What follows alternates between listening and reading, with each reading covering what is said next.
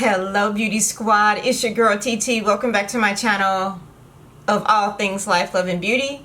And you know what day it is. Today it's Monday. Today we talk, but not only do we talk, but we talk with martinis. One of my favorite drinks in the whole wide world is martinis. I've had all types. My favorite is sour apple.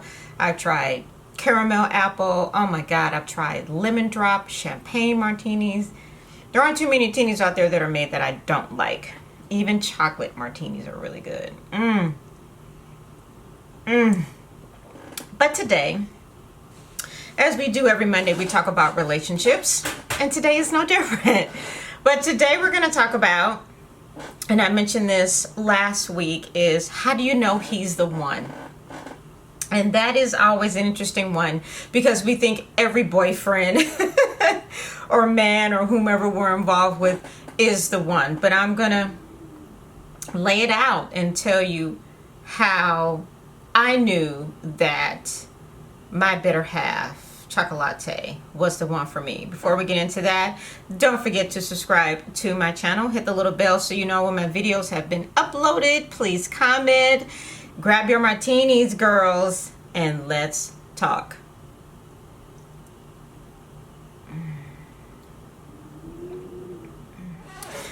All right, so let's get started. I started with this little highlight here. I took a couple highlighters. My Marc Jacobs highlighter, it's Do You, and some glow drops from Tom Ford. Mix them together. Kind of put them on the highlights and a little bit down there too. We'll see how they hold up, but I really like these, and I haven't used them, and I decided to break them out today. I also decided to break out, I reviewed recently the Divine Rose palette from Pat McGrath, and that is what's on my eyes today. And trust me, believe me, I'll put all the makeup details downstairs. But I'm downstairs in the box below in the comment section. That martini might be a little stronger than I normally make it. But anyway, as I mentioned, we're going to talk today. How do we know he's the one? And I'll say what started this series was running into an ex-boyfriend. And of course, I have my notes written down here. Running into an ex-boyfriend is what prompted this series that I love, and I love all the comments that I get too. And in that relationship, we dated for a couple years. I want to say I think we dated for about 2 years, and in the midst of that, I thought he was the one. Even though he lied, he cheated, he stole my time, I still thought, despite that, he was the one. And even previous to that, the boyfriend I dated before him, I was engaged before. And I thought he was the one. That's a whole nother Martini Monday. We might need stronger drinks for that one. But I thought they were both the one. And I don't think you realize who the one is until I give you these reasons why I knew that my husband was the one for me. And this is just me. I'm speaking from a woman who has been single for a long time, very independent, very comfortable in who I am as a woman, as a person, as a career woman, you know, someone who is very much so independent. And I met my husband through some friends at a function out of town some years ago. And I'll be the first to tell you that even when we first started dating, I was hesitant and not quite ready to love the way that I felt I needed to. Why? Because I wasn't ready to let my guard down. And even though I liked him and thought he was a great guy, I wasn't ready to let my guard down. This is really good foundation. It's the Anastasia foundation. It's actually really good. It's radiant. I normally mix it, but I ain't going outside, so it's gonna serve me just fine here in the house today. But he, very good guy, and I knew it. And sometimes, you go into relationships very leery, and as we all should, and with your guard up majority of the time. And I can't blame any person, male or female, for having their guard up and protecting their heart, their emotions, their feelings. And I say that because they often get you in trouble. They often get you in trouble. But here's how I knew after, oh wow, I don't know how, it was a while. What I do, I dare say like maybe a year after we started dating, I'm going, okay, this might work to my advantage. But I could be myself, which is number one. And not that I was never myself with anyone before him, but I can be a dingbat just as much as the next person, and that didn't bother him at all. And when I say dingbat, it's just goofy, being silly, being yourself. And because some people, I tell you, they put on a front, and it often comes back to haunt them. People feel that they can't be themselves with people they care for, they love. If you can't be yourself with the person you love, then you probably shouldn't be with that person.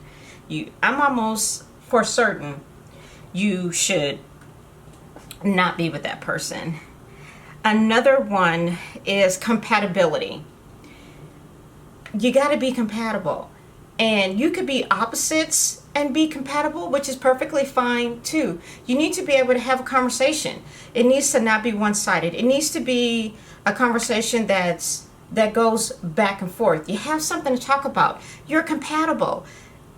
Whatever that may be. It's music. I like rap music. I always have. People look at me and they're like, you like rap music? I love gangster rap music.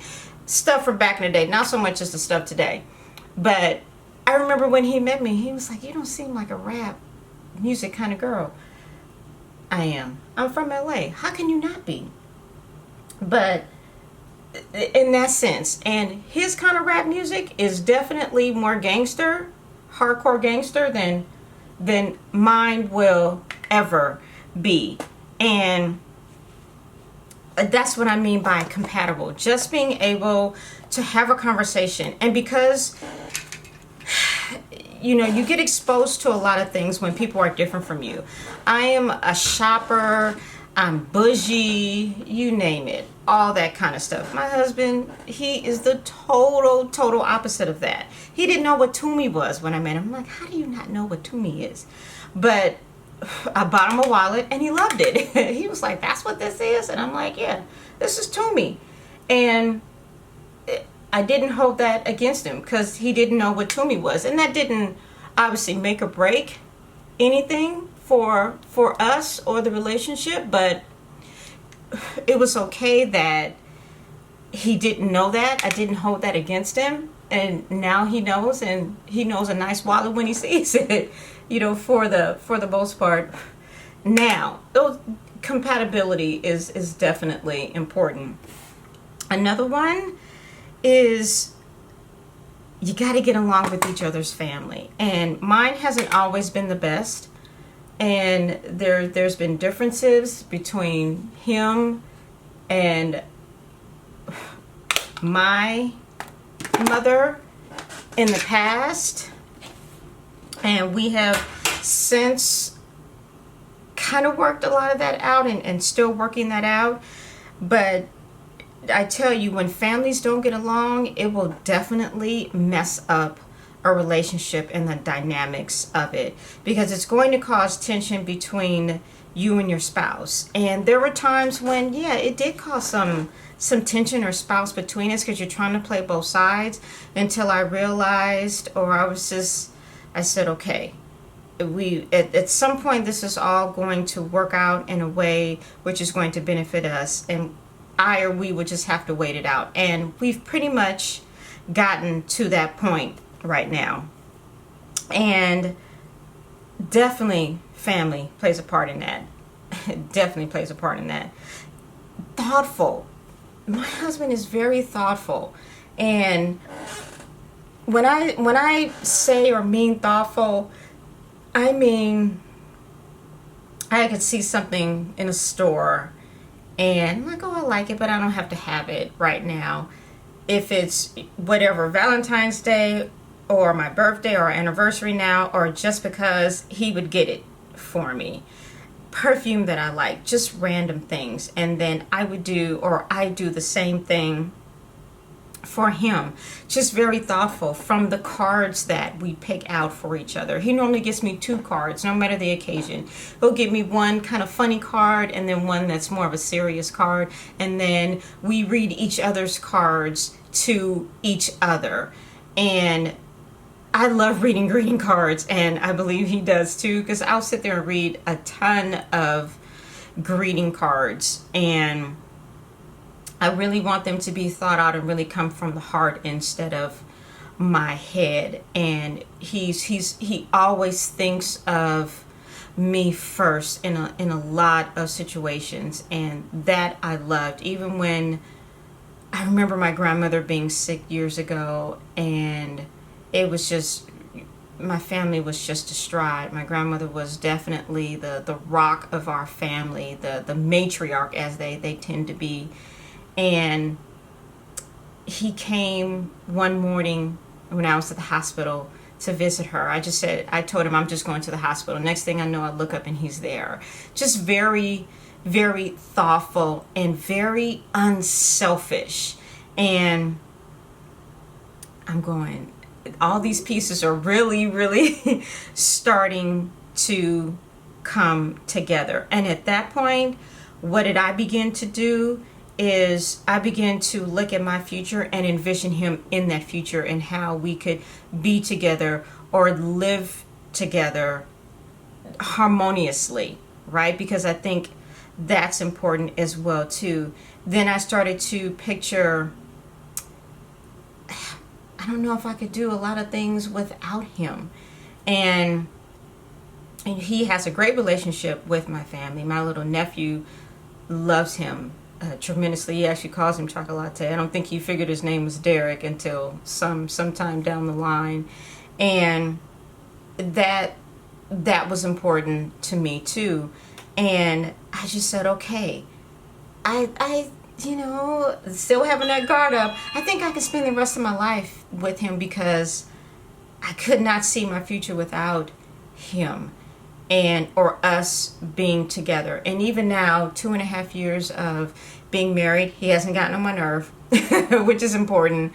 I'm not sick of him, and I love being around him. And I said that in one of my other videos too, is you really need to be okay with being around your spouse, being together, because you're in this for the long run. So you definitely need to be okay with spending time with them. And if they get on your nerve, then just tell them and go off and do something else.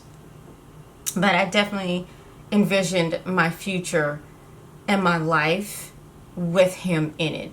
I could not imagine my life without him. I know that sounds a bit cliche, but as a woman who got married at, God, I think it was 47 or 48 when I got married, and I'm going, I need him in my life. I need him as a constant in my life. We're definitely yin and yang. We are black and white. We are Crips and Bloods. We're opposite, but it works. It totally works. And then let's see, what else do I have on my list?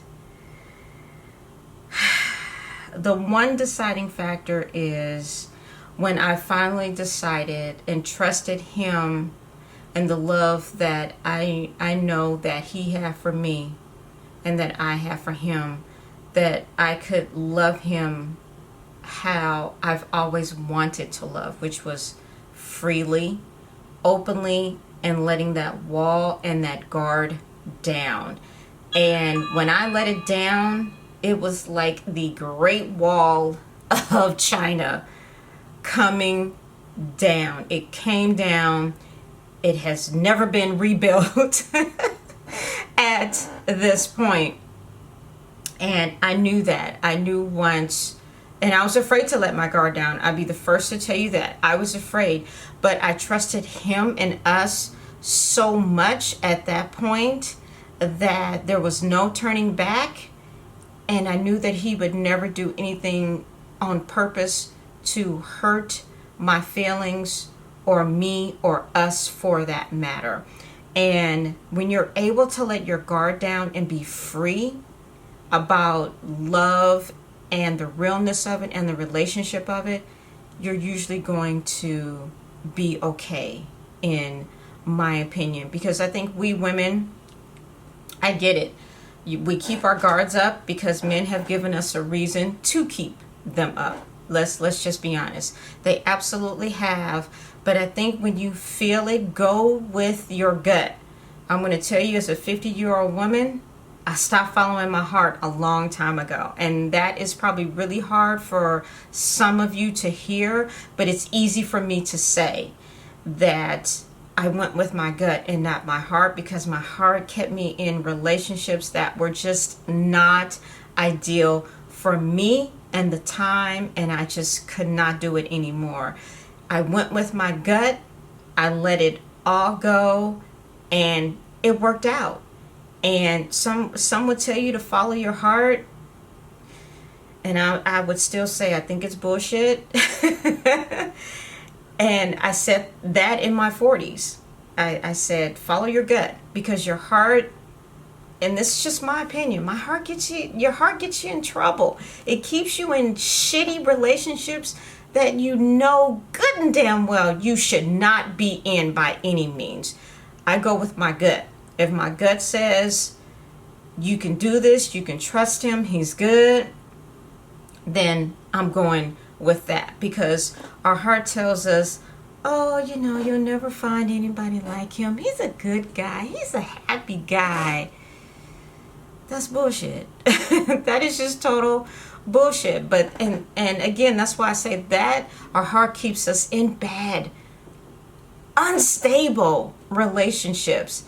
To me, it's all about the gut. And even as someone who works in human resources, recruiting, I still follow my gut. It carryovers into that. And I hear the sob stories. And I got kids, I got family, this, that. They're pulling on the heartstrings. And no, I can't hire based on that. I need to go with my gut. My gut is telling me either you're going to be this or that here in the workplace, and that's what I'm going to go with. So let me just finish up my face and we'll wrap this up, and I'll have my final thoughts and next week's topic as well too. So stay tuned. So I finished up my face, and I will list all of the makeup details below. I did review this Divine Rose palette from Charlotte, from Pat McGrath recently. It's growing on me. But anyway, so to wrap up this Martini Monday, and how do you know he's the one?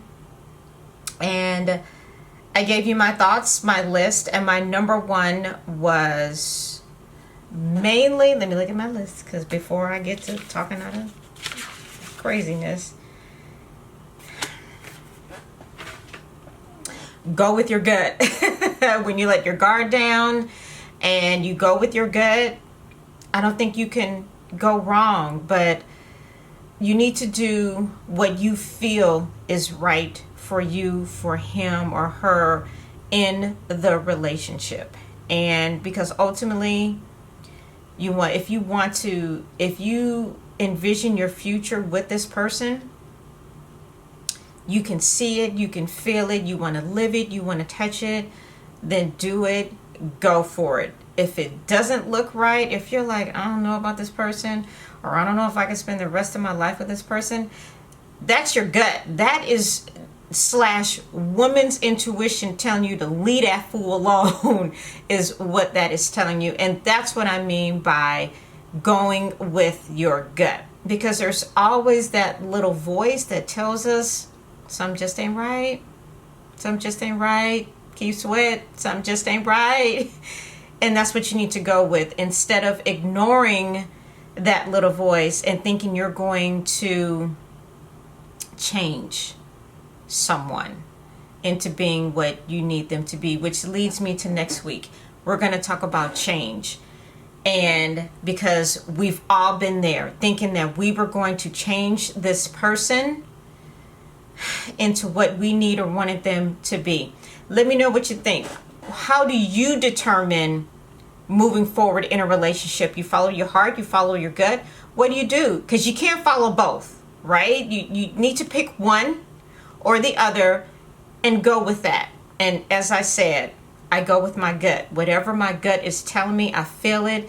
That voice, that intuition, we have it as women. Use it to your advantage. Trust me, it's there for a reason. And when those bells in your mind and your head start sounding off, pay attention to them and don't ignore them. Go with your gut. If you know that this person is whom you want to be with and they're the one, you'll know. Because it will be so easy to navigate through that relationship and to love. You'll be like, how did I ever put up with that other bullshit in the past? Let me know what you guys think. Comment below. Hit the little bell so you know when my videos have been uploaded. And until next time, your girl TeeTee is out. Until our next Martini Monday, when we talk about change. That is going to be a good one. I'll see you next week.